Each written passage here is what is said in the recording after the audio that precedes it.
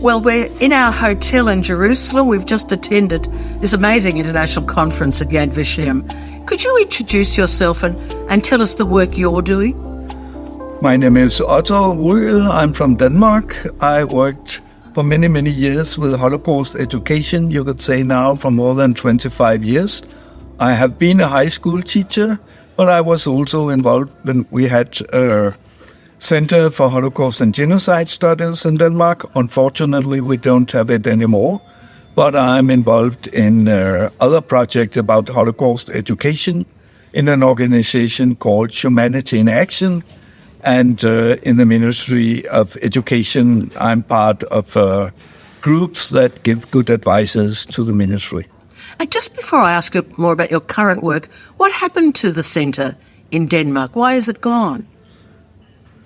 You know, I don't think we'll have hours. It's a very, very complicated situation. But the center was put in 2003. The center was put into a bigger center called the Danish Institute for International Studies, because the new government thought, okay, we will make a bigger center. But unfortunately, this center, first and foremost, worked with foreign politics. And they couldn't see much of an idea about Holocaust education. And so in the end, it got a very little department, and then it was closed some years ago. Okay. And now we really miss it, because in Sweden, they have Living History, a big Holocaust education center. In Norway, they have the Center for Holocaust Education and Studies. So we miss it in Denmark. So tell us more about what you're doing now. I know you've been travelling all over the world. I've been hearing that. Just one or two things you're currently working on. 20 years ago, I was appointed to be a member of the Danish delegation to IRA, the International Holocaust Remembrance Alliance.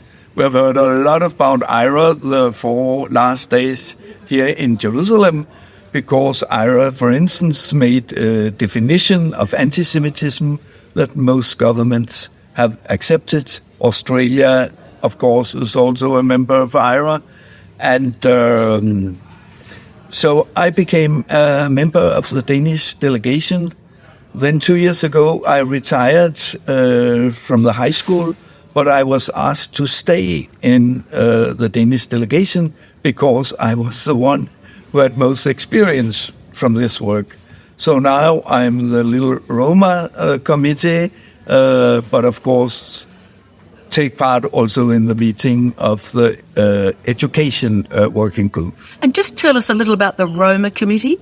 The Roma committee is now, in a way, here in Jerusalem. I learned more about it because it was a famous Holocaust researcher from Israel, Yehuda Bauer, who 10 years ago said, well, we shouldn't forget the Roma.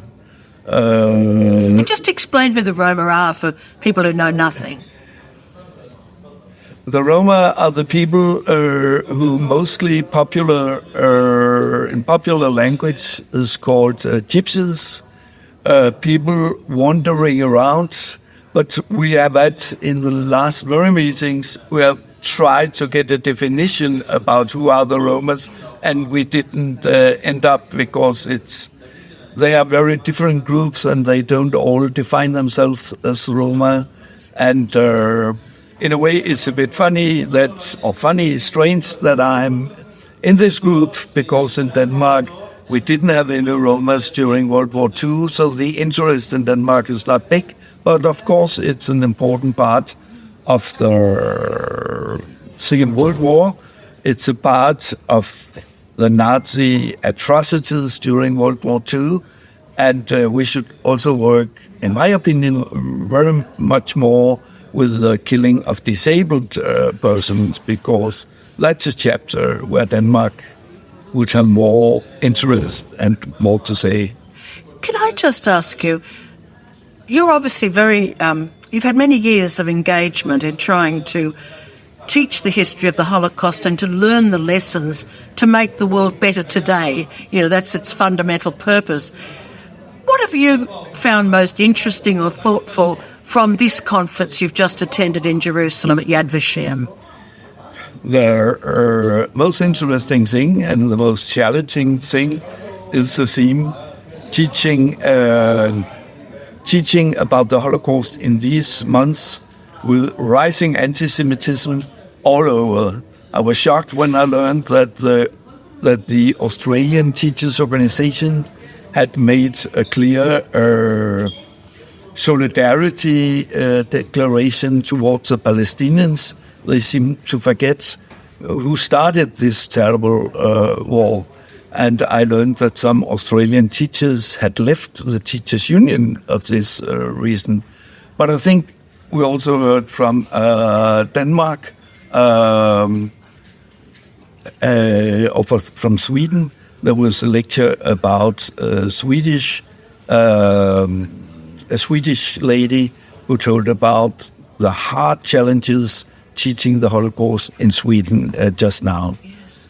And I should say there is an Australian teacher here at the conference. I never actually met that person, but it's very interesting to hear that sharing about the union difficulties.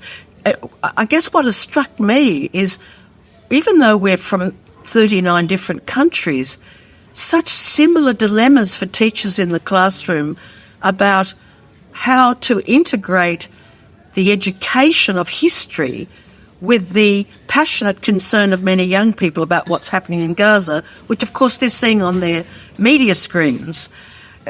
What, as a teacher of many years, your thoughts on the challenges teachers are facing right now in the classroom? We should try to stress that now we are teaching the history from the 1930s and 1940s. That's our main theme. Therefore, we are teaching about the Holocaust. We are not teaching about the Middle East conflict. We try, at least in Danish school, to tell, well, now we are teaching about the Holocaust. Then we can have a debate later, and that will be a hard debate and so on what is going on now. But we should stress the Holocaust, the Nazi atrocities against other groups. That's one chapter of history, and you can't say now we have to discuss what is going on in Gaza, teaching this subject. This subject is as important as, more important than many other subjects, and especially just now, it's more important. And why? Because anti-Semitism is rising. And we can see from 1933, what does it mean if anti-Semitism is rising? Where can it end?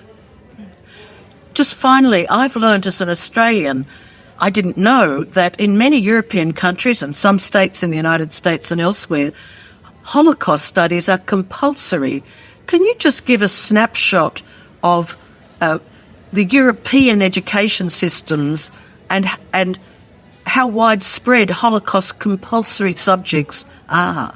I think it's part of being a member of IRA. Therefore, it's interesting that many countries are not fulfilling this pledge, that if you are a member of IRA, you have compulsory Holocaust education in your schools, you have Holocaust studies in your universities, you remember the Holocaust Remembrance Day, January 27th, and that's part of being a member.